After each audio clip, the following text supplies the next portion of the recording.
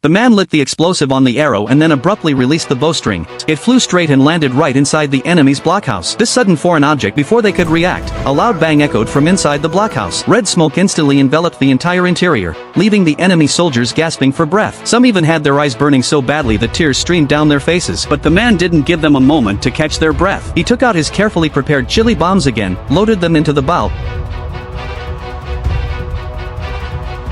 With a muffled sound, the powder on the arrowhead scattered inside the blockhouse once more. The enemy soldiers, still reeling from the previous explosion, instantly fell to the ground and struggled desperately. The pungent and spicy smell overwhelmed them, making their bodies go out of control and causing them to drool all over the floor. The leading officer couldn't stand such provocation any longer and decided to charge out of the blockhouse for a direct confrontation. But before they could open the door, dozens of chili bombs came hurtling towards the blockhouse.